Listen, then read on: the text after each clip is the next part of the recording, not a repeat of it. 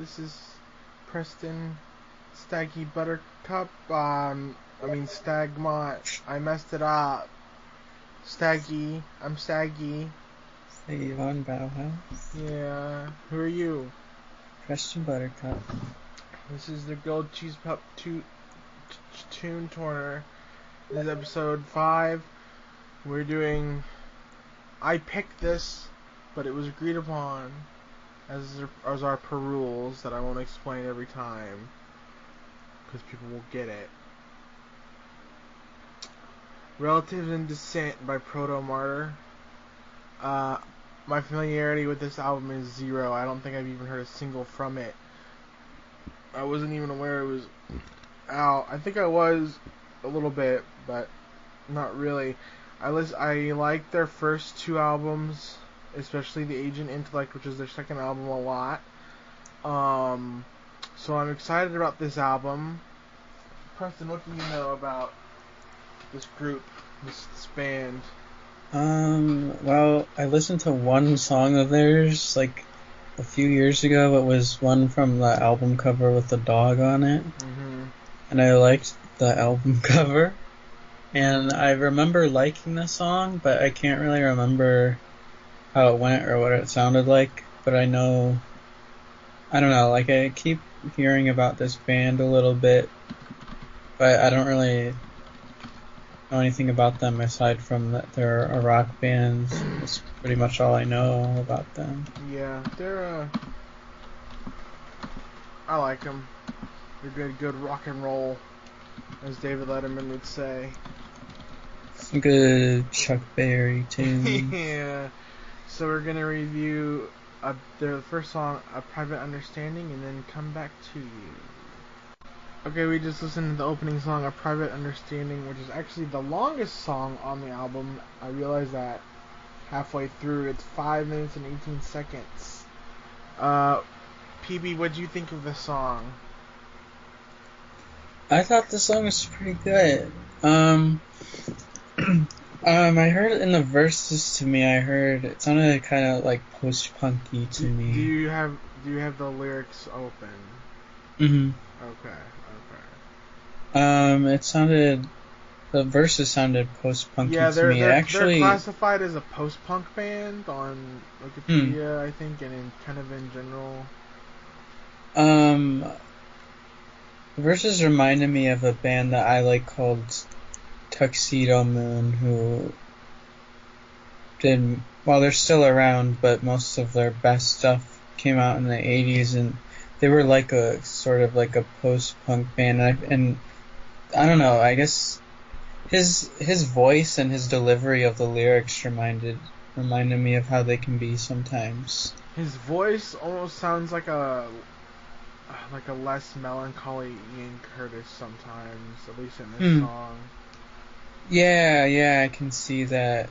And sometimes, I don't know, he doesn't sing with a lot of melody, but it's like almost, it's like sort of teetering on spoken word, even though it's not quite. He has sort of like a singing thing going on. But I like it. I think it works for the sound. I liked the verses. They had kind of a dark sound to them. I think the verses might have been my favorite part. I like this like rolling drum rhythm. Yeah, the verses were really weird, and like they didn't seem to. The chorus was sort of. It was only said once, and it was sort of, I don't know, probably the weakest part of the song. I thought it was just sort of kind of a generic. There was really no hook. To me, it was just a part of the song. It wasn't really a chorus. Yeah. I mean, Genius says it's a chorus, but I just didn't see it as one, really. But I agree. I thought the chorus was the weakest part of the song because it just sounded like some generic rock song in that part. But I thought all the other parts of the song were pretty good. I really liked this part with this acoustic guitar, and then there's also an electric guitar playing these kind of spooky notes on top of it. I thought it was pretty good. I'm feeling like a 8 on this song. I think it was interesting. Yeah, I think the lyrics are extremely good. And any song that references Heraclitus, Elvis, and Joseph Stalin, that's a pretty good triad of things to reference and it not feel forced. Yeah. The lyrics are really good.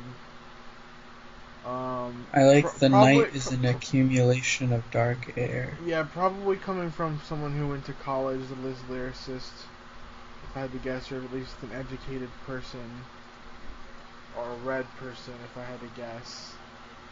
I'm giving this song an 8.2. 8.2. Okay, the next song is Here Is the Thing. And here is the thing. I have to stop this so we can listen to it. Here's the thing. What is the thing, Preston? What's the thing? I don't know, but it seems like a anti-capitalist song. Yeah, probably so. I like the lyrics. I thought it was interesting. It's like a repetitive groove sort of happening, and he's sort of throwing out these sort of disjointed sounding phrases. He's almost he's almost rapping them. He's almost rapping. I wouldn't say rapping, but it's definitely. He's putting a really heavy inflection on them that could be interpreted as a rap. I mean, he's putting an inflection on them, but I don't think they have like the rhythm of or the flow of like a rap verse. But I didn't say that. I'm saying he sounds like he's rapping what he's saying. You mean like in a hip hop way? Yeah. It didn't sound like rapping to me personally, but if you listen to it, you'll know what I mean. Those out there, they'll know what I mean. Okay. Well, I thought the song was alright. I wasn't as into it as the first song. I think it's like good in theory, I guess. Like I liked the lyrics. Like I like that it's like a groovy thing that like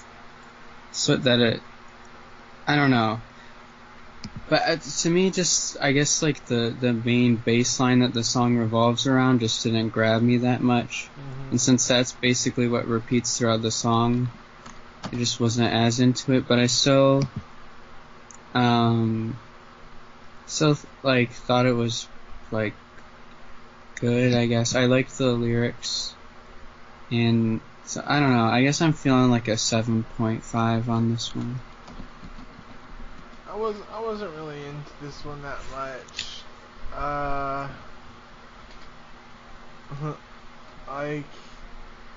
guess I don't know. At least it came with, I don't know. I don't really think it's that good of a song. So I'm giving it a 5.7.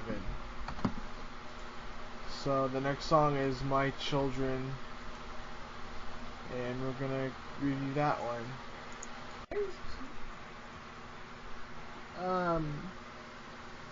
Pup. The pup leads off. What you think, pup?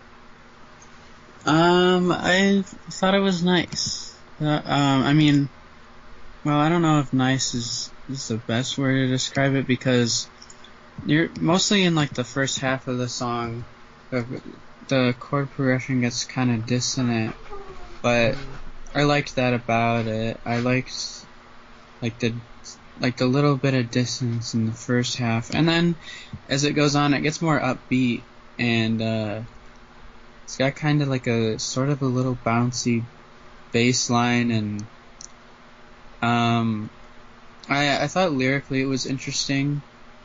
Yeah, I like the lyrics a lot. Yeah, and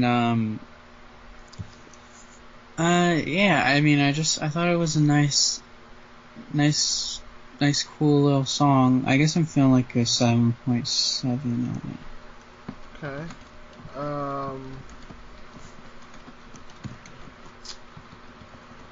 I like this song pretty good amount.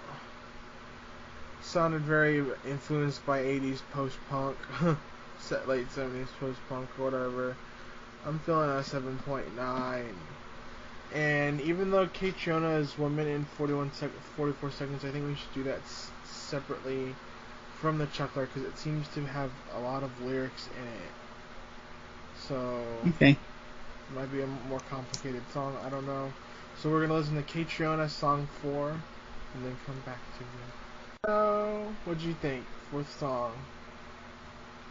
I thought it was an alright little song. I don't know, at first I wasn't huge on the sound of it. It just sounded like, I don't know, it's just some rock song that, instrumentally, it just sounded like a rock song that didn't, I don't know, that didn't have like a whole lot of like interesting characteristics to me, except they did like one chord in it is dissonant. I like that they just throw in dissonance in there,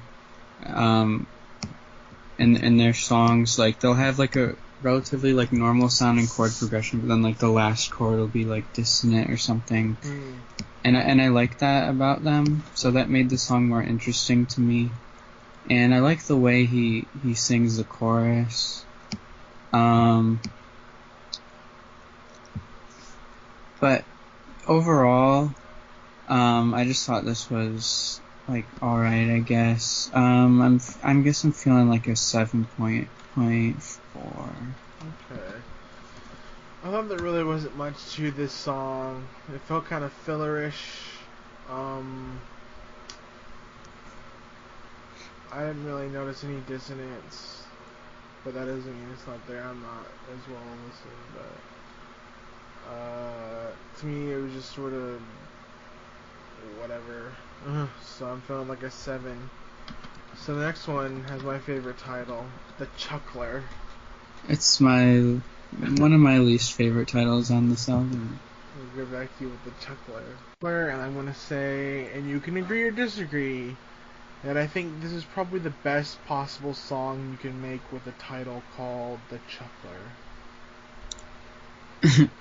Well, I did think it was a pretty good song. Maybe not the best possible, but an extremely good effort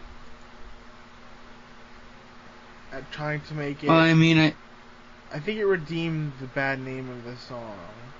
Like, I think I could look past that it's called The Chuckler. Yeah. I thought this was pretty good. I like the outro a lot. The outro was really good, in my opinion. Yeah, I think that outro elevated the song a whole lot. That was definitely my favorite part of the song.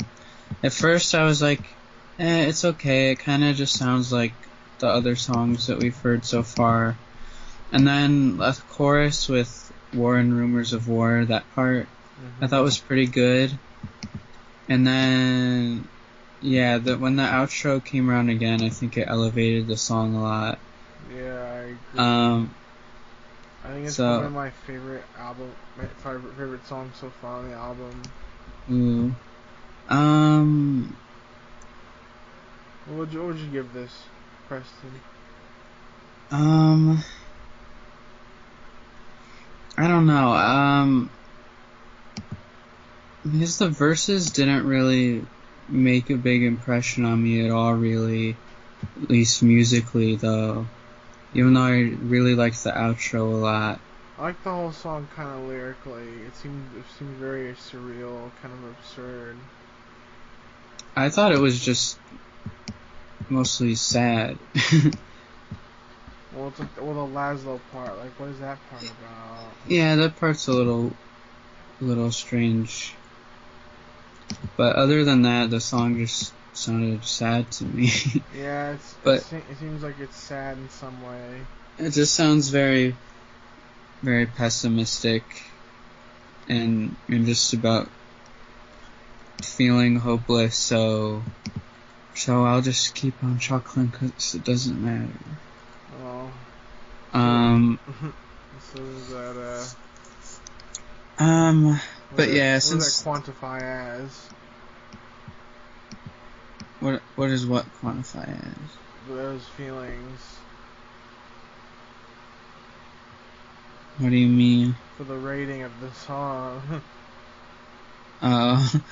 Well, again, the verses didn't leave a big impression on me. So even though I did really like the outro line, did elevate it for me though. But I think overall I'm feeling like 7.8. I did think it was one of my more favorite songs so far because I thought the outro was so good. Yeah, I thought the lyrics were good. I kind of like how he sung the verses. I thought it was a very solid song. I'm feeling an 8.3 on this one. Ooh. And the next one is called Windsor Hum, which is apparently a documented phenomenon of a persistent hum or droning noise heard by some people in various locations across the globe. Ooh, that's cool. I've heard about that before. It's very spooky. Yeah, we're gonna listen to it. Okay, we just listen to Windsor Hum.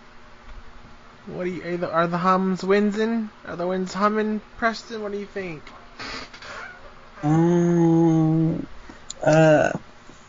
I mean, I liked it. I don't know, like when it started, I liked like I don't know, like the sinisterness of the lyrics, talking about the Windsor home and how it's saying everything's fine. I liked that. I liked the lyrics of this song. And yeah, the song definitely like builds up. Has definitely like a dark sound. I like there's like a repeating drum pattern throughout the song that's like very hypnotic. But I don't know. To me, I just like I thought musically it was good, but for me, I thought it maybe it was a little long. Yeah, maybe a little. But I don't know. I think I don't know. I feel like I just am not into a lot of like modern rock music for some reason. Like I think it's listenable and and I definitely enjoyed things about this, but like it's not. I don't know. Like I think it's like alright. But I did like the lyrics of the song. And musically, I thought it was good, but I thought it wore on me by the end of the song. But I did think there were definitely things I liked about it. I guess I'm feeling like a 7.6.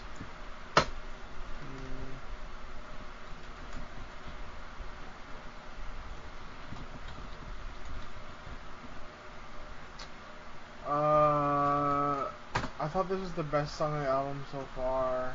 Ooh. I really liked a lot of things about this song. Windsor Hum is ominous. It sounds dark. Yeah. Sort of like an anti-consumerist vibe to it. It's probably something anti-American because it ironically references the United States. I'm feeling an 8.3 on it. Mm. So the next song is Don't Go to Anacita. Is Anacita a significant place? Apparently it was the town. Oh, he made it up. He imagined a place called Anacita. So something he made up. Okay, we're gonna listen to Don't Go to Anacita. Here we listen to Don't Go to Anacita. What do you think about this one, Preston? I thought this one was pretty good. I really liked the chord progressions of this song. I liked the lyrics. I thought this song had a lot of energy. The chorus I thought was really good. I thought it was catchy. This is a punk rock song. Yeah. The chorus was definitely like punky. I'm feeling like a 7.9. It's definitely one of my favorites so far. I think the chorus is really catchy. Hmm. Oh, what'd you give that? 7.9. Yeah. It's a good catchy punky chorus. I'm giving this an 8.3 as well. So, the next song is Up the Tower, and Up the Tower we go. We just listened to Up the Tower. What do you think about that one? I thought that one was interesting. Had like a interesting, like, but the drums were kind of interesting in this song. There was like a constant kick drum throughout, and this like like plucky bass that was played along with the kick drum, and I thought that sounded interesting. Near the end of the song, I thought thought, the lyrics were really good. yeah, I liked the lyrics a lot.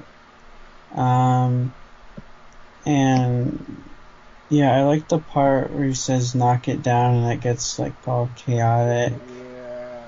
And I like near the end of the song, I thought it sounded really nice. And I like the part when he repeats throw him out. Yeah. I thought this one was pretty good. I think I'm feeling like a 7.9 on this one too. I think this is probably the best song on the album so far. I'm putting it at 8.5. Wow. So the next song is called, and this is a very interesting title, Night Blooming Serious. So it's Serious? Cereus. It is a genus of sea anemones. Ooh. Oh, there's actually a species of it called night blooming cereus. So it's named after a specific ceroid cacti. So it's named after a little critter in the sea. It's my favorite title on the album, and I like it. Cereus sounds like Cerebus. Yeah, it's like a little sea plant. Okay, we'll see how this song is. Blooming Cereus. And I feel like this album is just getting better as it goes on. Cause I really, really like that song from beginning to end. Everything about it. I love the vague politics behind it. It's obviously like anti-establishment. It doesn't really take up official stance, but it's against what's going on right now in some way. It's oppositional. We'll say that. We don't know in what position, but it definitely is opposed to what's going on, or at least sarcastic about it. And the lyrics, I think, are very poetic, and they're just extremely good. And like just like vocal delivery and instruments, I'm giving this an 8.7. Wow. What do you think, Preston? I really liked this one. I really liked the lyrics too. And I really liked the sound of it. It started off very dark sounding, kind of like sparse and spacey. I really like the synthesizers in the song. And then like maybe in the middle of the song the drums kick in and it like picks up. And I really like the outro when he repeats it blooms at night, and there are like these ethereal sounds in it. I think it sounds very pretty. Though there's also like a darkness to it. And yeah, I do think the lyrics are really good. I really like in a valley filled with flowers unseen in the dark. I think that imagery is like really pretty but also like dark and mysterious. I really like this one. I think I'm feeling like an 8 on it. Yeah, it kind of matches my aesthetic. Not entirely, but like it's definitely adjacent to my aesthetic, and that's enough for me, along with the good rockin' riffs. So the next song, it segues right into this one. Like we had to I was 2 seconds into the next song before I realized it was this next song. It's the 10th song. the anti-penultimate song, Male Plague. We're going to listen to it and then get back to you. And it was a nice little punk rock song, I guess, against the... I would say heteropatriarchy, but it really just seems to be the patriarchy. Yeah. He doesn't mention anything about sexuality, simply that men have a fear of losing your hold. Fear of the future. Yeah. But year is spoken as I guess from a feminine point. I don't know. But I think it also maybe has something to do with whiteness too. And I like the line, "Every boy wants to be a cop." Yeah, that stood out to me, that line. I thought it was a nice political song. I didn't realize that this album was going to be so political. I didn't really listen to their lyrics beforehand. I don't think they've been this political. I could be completely wrong, but I feel like this is probably one of their more overtly political stuff. But it's not. It doesn't really say much. It says stuff in very roundabout ways and poetic and metaphorical ways, so you don't really know what's side they're on. I mean, you know what side they're against, but you don't know what side they're on, if you know what I mean. Yeah. But still, I think this is a good song. I'm feeling an 8.2. I like this song. The part that stood out to me was definitely the chorus. When he says "male plague." Yeah. It's very punky. So I like that part a lot, and I thought the outro was nice. It had an interesting guitar line in it. But definitely the chorus stood out to me. I like that part a lot. I'm feeling a 7.8. Okay. The next song is Corpses in Regalia, and the end of Male Plague had this spooky drum outro. Maybe it's an introduction to this song. I hope it's not too spooky. I guess we'll see. Song. What do you have to say about this song? I like this song. I actually kind of wanted it to be longer. Yeah. Because I was really enjoying it. I like the chorus a lot. When the chorus started for the first time, the song really picked up for me, and then I definitely consistently enjoyed it for pretty much the rest of the song. I really like the lyrics of the chorus. Decent people don't live like that. Decent folk don't live that good. And I really liked the guitar in the chorus a lot. I think it added a lot to it. It had a playfulness to it to me, and I don't know. I think it had a lot of personality.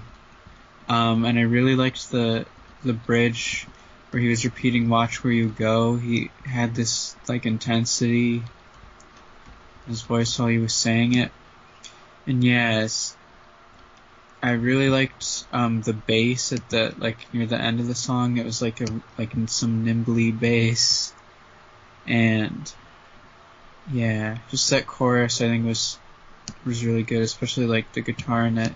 I really liked the way the guitars sounded in this song. I thought the chords were really cool.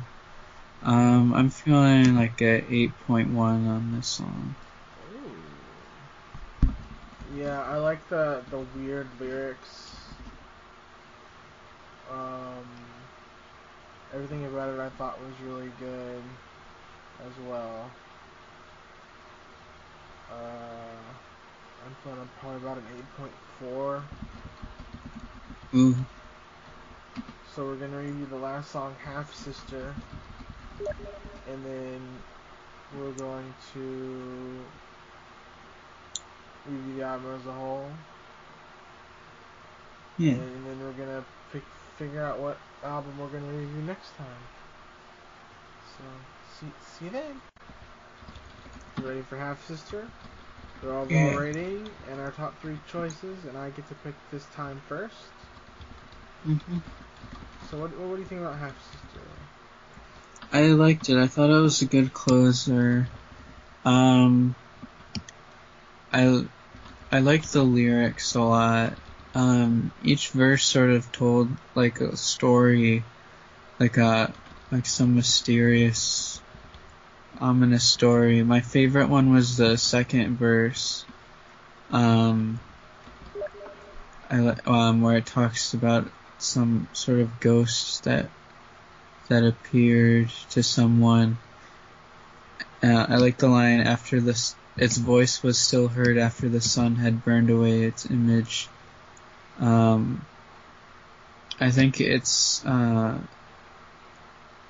don't know. I like how mysterious it is, and it sounds like, I don't know, some sort of deeply sad song to me. I don't know, but I don't know, and I like the outro a lot, where he repeats "she's trying to reach you," and I like how it calls back the first song. And I thought the outro was really good. I'm feeling an 8 on it. Wow.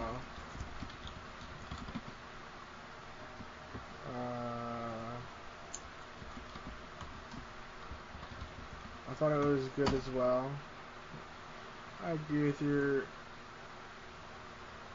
your criticisms and whatnot. I'm giving it an 8.1. I think it's slightly better. So overall rating, what do you think it is? On the whole album, Yeah. I guess I'm feeling like a 7.8. I liked the album for sure. I thought it was good. I didn't think there was a bad song on it.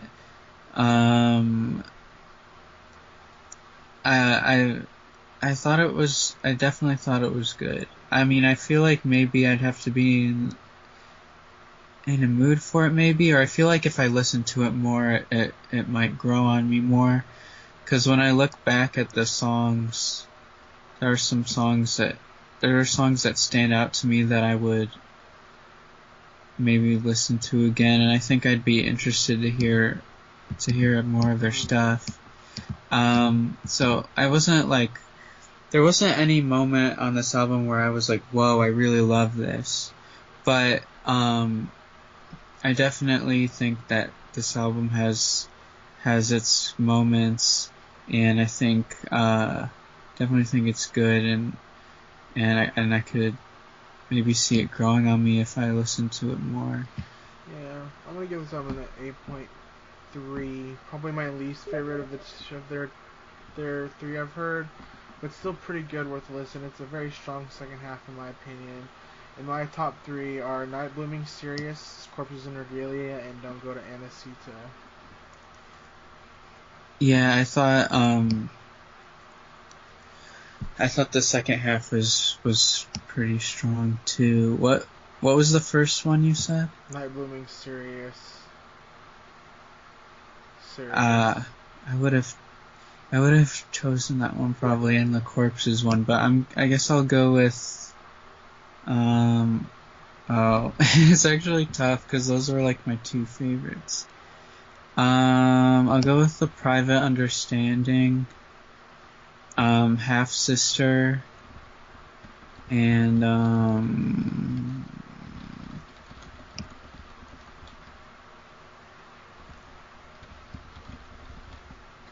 I guess Up the Tower.